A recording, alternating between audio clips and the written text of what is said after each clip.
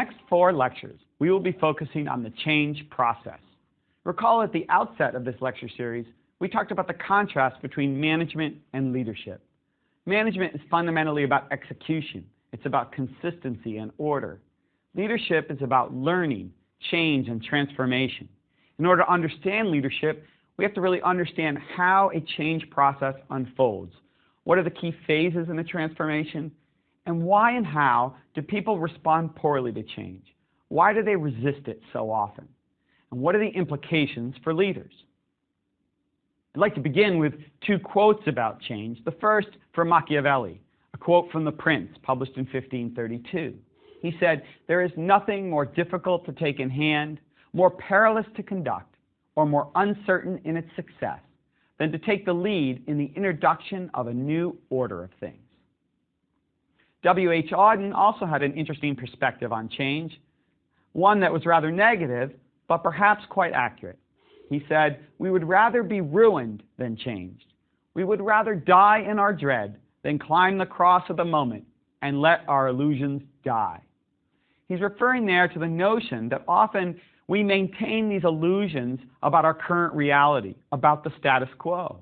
We convince ourselves that things are okay or even very good. Somehow we allow our minds to wall ourselves off from impending threats and potential doom. We maintain these illusions even in the face of crisis. Now, speaking of crisis, I'd like to point out that one of the challenges of managing and leading change is the fact that crisis doesn't always come on suddenly.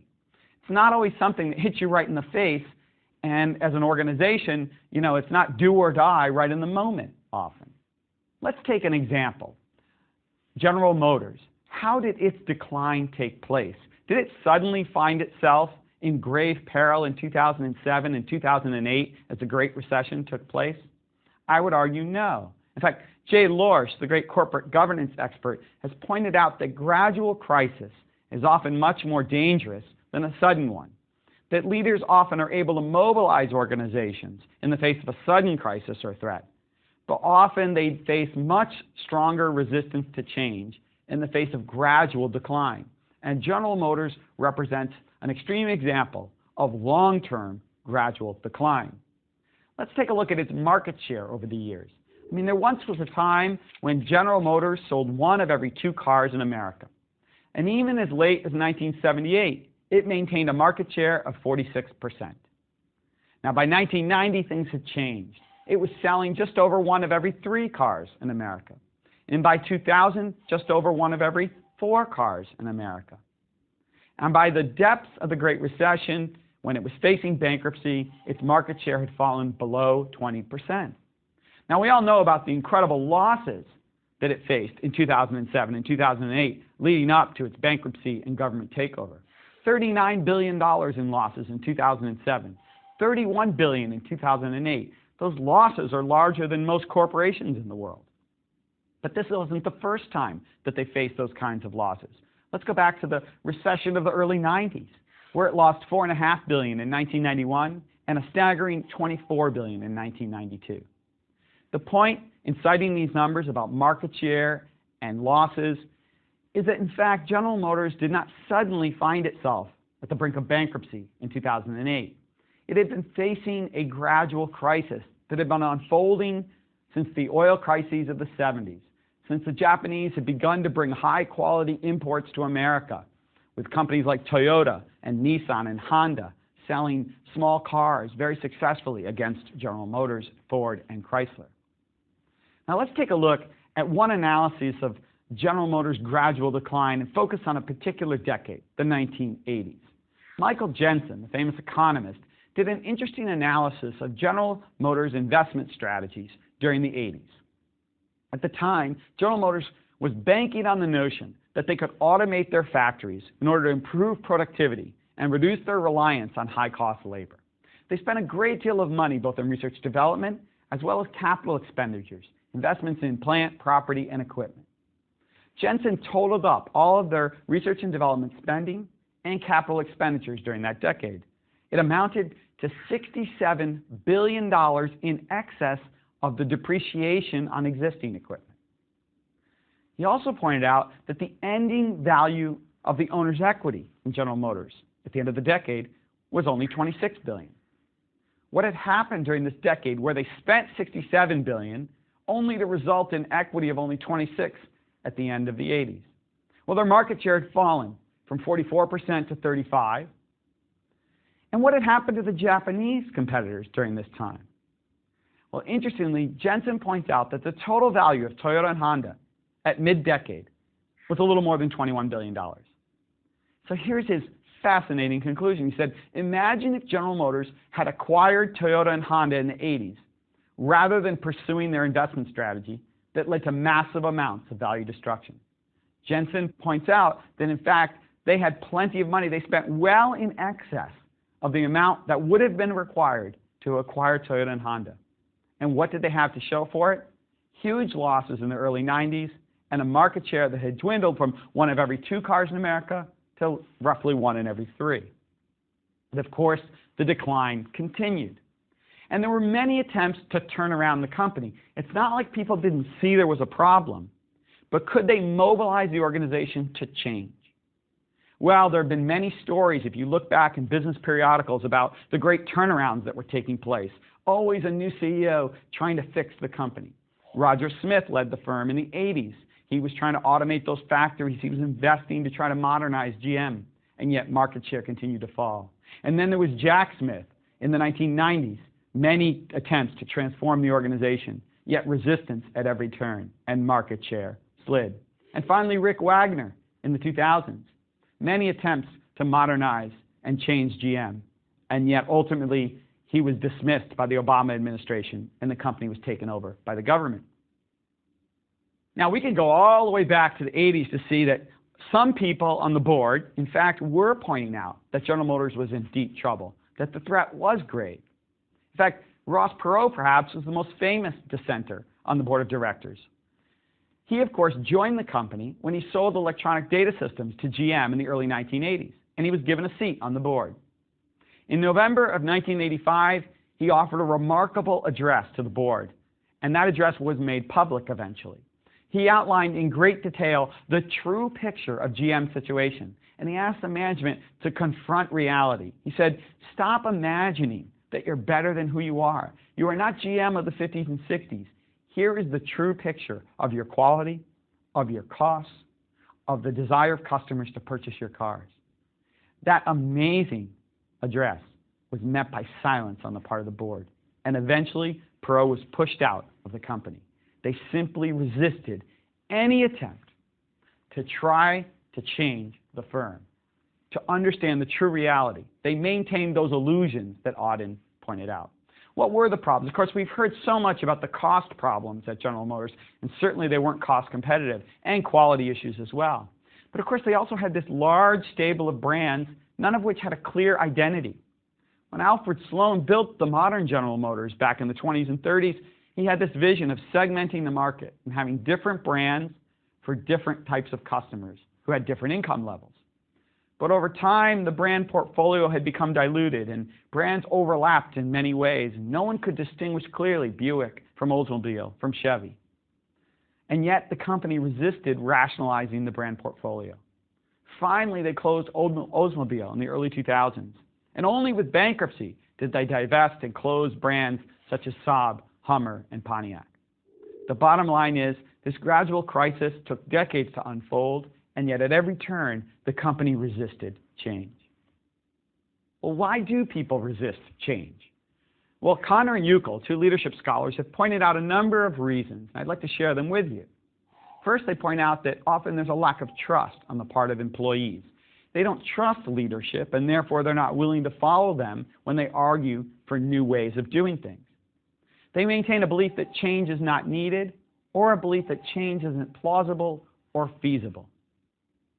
Of course, they're also worried about a loss of income and job security. After all, many transformation processes begin with the notion that the organization has to downsize fundamentally, and that worries people.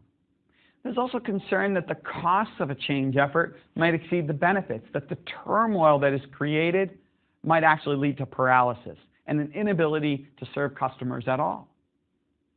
There's a fear of personal failure. People have to try to work in new ways, interact with new people, and they're worried about whether they can succeed in that new environment. They may also very much be worried about their own power and status in the organization. Will they lose resources? Will they be running a smaller unit? And what will that mean for their career? There may be a threat to their personal values as well, Connor and Uckel argue, as they are concerned about what does this mean? What is the new ethic in the organization? What will it concern itself with? What will it value the most? And does that resonate with me? And finally, there's an issue of perceived loss of control. People begin to worry that, what is the direction here? And am I in control of my own career, my own work? Or am I somehow just being driven by external forces? And that can be scary for people. So we have this typical pattern: denial, anger, mourning, and adaptation. We've heard about that people react to change in that way. And as we've talked about the General Motors story, there's no question there was lots of denial and perhaps some anger and not much adaptation. But why is that? Why do we not react well to change? And I'd like to talk about one important theory that explains how people react sometimes when they're faced with a threatening situation. And the notion is called learned helplessness. It's when people come to falsely believe that they have no power to change. The more people perceive events as uncontrollable and unpredictable, the more pessimistic they begin to feel about the potential for positive transformation. There's some very famous experiments that helped to showcase this notion of learned helplessness, how it could unfold. Martin Seligman and Steve Mayer did some experiments with dogs, and they provide a foundation of our understanding of learned helplessness. Now remember, these were done many years ago, and so the ethics of these experiments and whether or not they would be allowed to happen today is certainly in question. But back then, what they did with dogs is they put 3 groups of them in harnesses. Group 1, these dogs were in harnesses and later released. They were the control group, if you will. Group 2, these dogs were subjected to electric shocks, which the dog could end by pressing a lever. And in Group 3, the dogs received the same shocks as the Group 2 dogs, but pushing the lever didn't stop the electric shocks. What happened? The Group 3 dogs learned to be helpless. They became depressed. A second experiment highlighted this. In the second experiment, these 3 groups of dogs could escape the electric shocks simply by jumping over a low partition in a box. In other words, it was very easy for them to not feel the shocks at all. They just had to take a small action. Did they do it? Many of them did not. Many of the Group 3 dogs tended to lie down and whine. They did not try to escape the shock at all. So Seligman and Mayer argue that we're seeing an example of learned helplessness, that people feel no control, in this case animals, but they've made the leap to people as well in other research, that people, when they feel they don't have control over a situation, they can simply sort of give up and throw up their arms and not try to change at all. Well, let's contrast that with some other studies that took place looking at how people might improve their behavior if, in fact, they do feel in control. In the 1970s, Judith Rodin and Ellen Langer conducted a powerful experiment with nursing home residents. One group of participants were encouraged to make decisions for themselves in the nursing home. In fact, they were allowed to choose where to receive visitors and if and when to watch movies that were shown at the home. Interestingly, each also chose a houseplant to care for, and they were to decide where to place the plant in the room, as well as when and how much to water it in order for it to grow. A second control group was given houseplants, but told that the nursing staff would take care of it for them. They were not encouraged to make decisions for themselves at all. Now, they studied these groups over time. What did they find 18 months later? The members of the first group performed better on a variety of tests, indicating they were healthier than those in the control group. Not just that they felt better, but actually physiologically were better. In fact, less than half as many people in the first group died in the subsequent 18 months as compared to members of the control group. A stunning conclusion. Langer and her colleagues have concluded that giving people the power to make choices gives people a sense of control that has many positive effects. So, what have we learned so far? We've understood that in facing change, we need to give people a sense of control over their future, over what and how they will work as the change takes place and once it's fully complete. If they feel like they don't have any control over their own actions and behaviors, or over the direction that the organization will take, they may begin to feel helpless and simply throw up their arms and not engage in the transformation process at all. There are other dysfunctions, of course, that take place when organizations and people face threatening situations, when they face change or the need for change.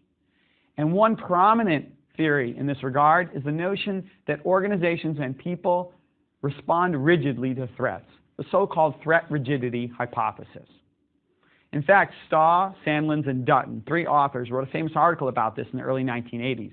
And they pointed out that there were many well-publicized corporate collapses that in fact could be viewed as failures to alter response in the face of environmental change.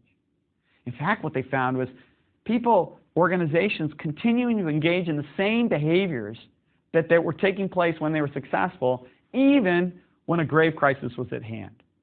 The Penn Central Railroad, for example, kept paying dividends until they ran out of cash. Chrysler kept building gas guzzlers during the oil crisis, leading right up to the bailout at the end of the 1970s. And the Saturday Evening Post was raising prices even as its circulation plummeted.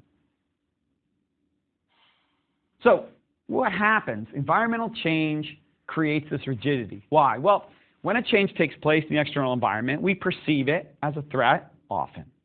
And threat seems to lead to this restriction of information and constriction and control in organizations, a rigid response on the part of people, groups, and organizations. And typically, that rigid response entails a focus on well-learned, dominant response patterns from the organization's past. And these well-learned patterns of behavior may have been appropriate in the past, but they're typically not appropriate for the new environment. Why does threat rigidity take place? Well, Staw, Sandlins, and Dutton focused at three levels of analysis. They looked at the individual level, the group level, and the organizational level to try to understand why threat rigidity takes place. At the individual level, they noted that research suggests that psychological stress tends to lead to rigid problem-solving responses. Individuals tend to exhibit a reliance upon internal hypotheses and prior expectations. They pay attention to dominant or central cues and away from peripheral cues. They very much look to what's worked for them in the past as they face higher and higher levels of stress. They go back to those old routines, which are well established. But in so doing, they're behaving very rigidly. They're not learning. They're not trying to adapt at all. At the group level, we see threat rigidity as well. And why does that happen? The authors argue that threat attributed to an external source tends to lead to increased group cohesiveness. In other words, people turn inward toward the people they like working with, and they sort of affiliate even more strongly with that in-group. That inward focus, that focus on each other and on the in-group, is often counterproductive. And in fact, sometimes there's this tendency to alienate some out-group, some external group of people, or some people in another unit of the organization. You begin to take on this us versus them mentality in the face of a threat. As this takes place, as you return inward and become even more cohesive with your in-group, and contrast yourselves with external groups, pressures for conformity can arise within your team.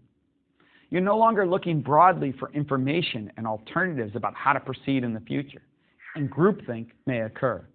Recall that groupthink is this notion introduced by Irving Janis, the idea that often when stress takes place, cohesive groups begin to prematurely converge on one course of action, rather than looking at a wide range of multiple alternatives.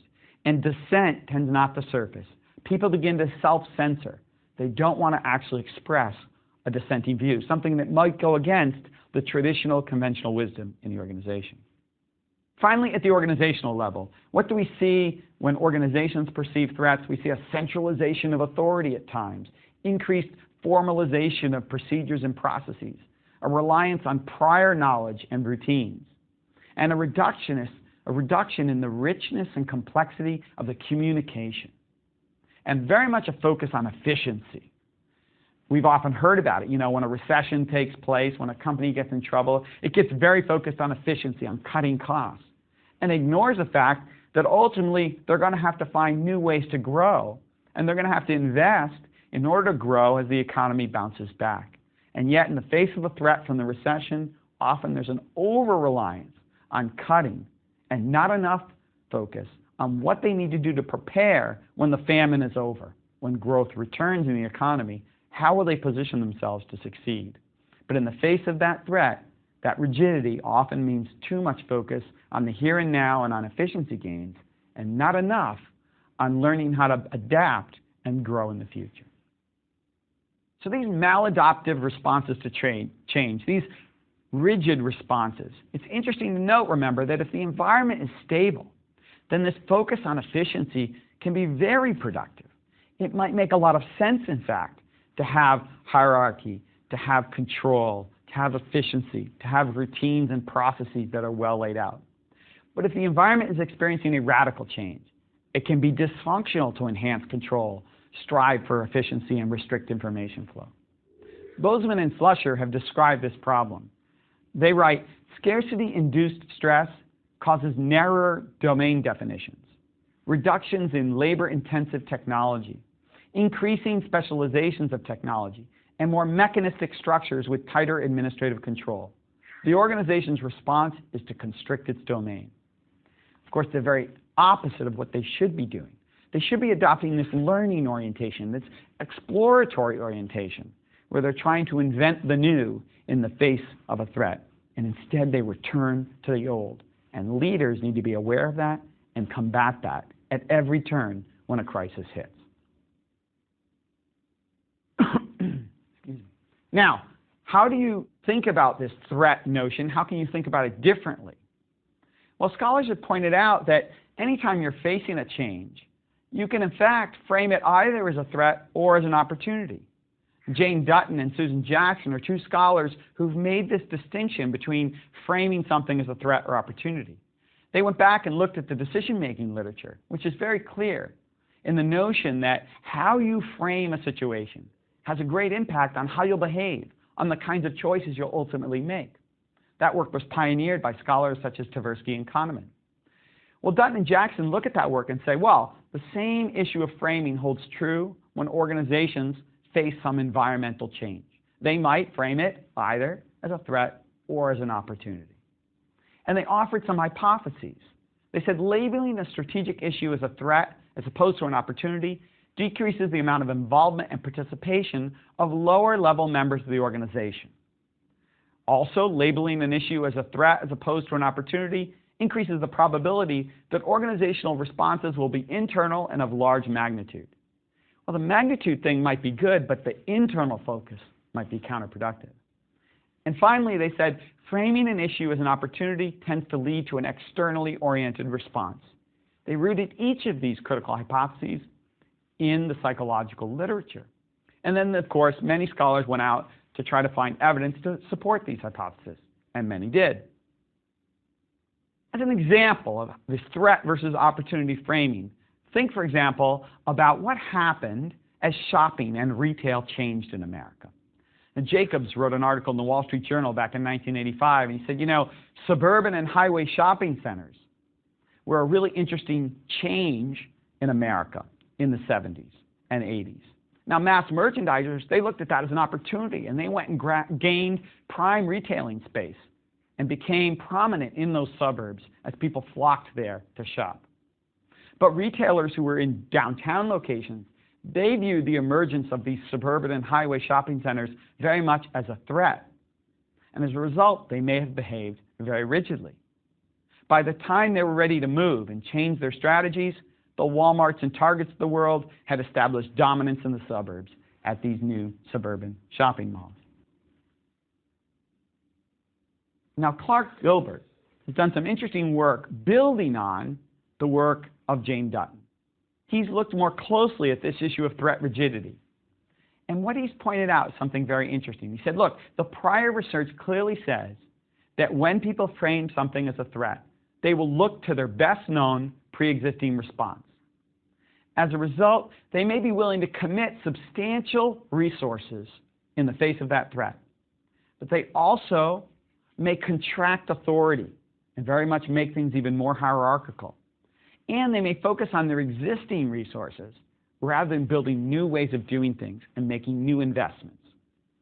These activities cause managers to push harder along paths previously proven successful rather than changing to meet the needs of the new environment. He looked in particular at one fascinating industry that has struggled with changing: newspapers. We all know that newspapers have faced this incredible transformation as the web has increasingly taken business from them. Circulations have dropped, ad revenue has dropped, and newspapers still haven't quite figured out how to respond. Well, he looked at the early responses and found something fascinating. How did newspapers respond in the late 90s as the internet took off? Well, step one, the core organization often rejected this disruptive new model, saying, boy, this internet thing, we don't understand it, we don't see it as having the potential that everyone else does. Step two, they began to perceive the internet as a major threat, and that led them to commit substantial resources to a response. Well, that sounds good, right? Now they're finally facing the reality and pouring money into a solution. But in step three, Gilbert observes that the nature of the response is highly rigid. Basically, they replicated the existing newspaper online without any real innovation in the user experience, the type of content, and the like. But here's the fascinating addition to the prior work. In step four, what Gilbert found was some newspapers began to engage in a more adaptive response, where the new web business was separated from the core, given some freedom and autonomy, and that business was able to reframe the web as an opportunity for the firm to drive new lines of business and new sources of revenue, rather than as a threat. So this is fascinating. What he's saying is that, in fact, the way to fund a fundamentally new way of doing business is to frame it as a threat.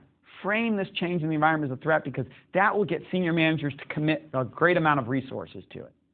But if you maintain that threat framing for too long, you'll simply respond rigidly, as Dutton argued many years ago.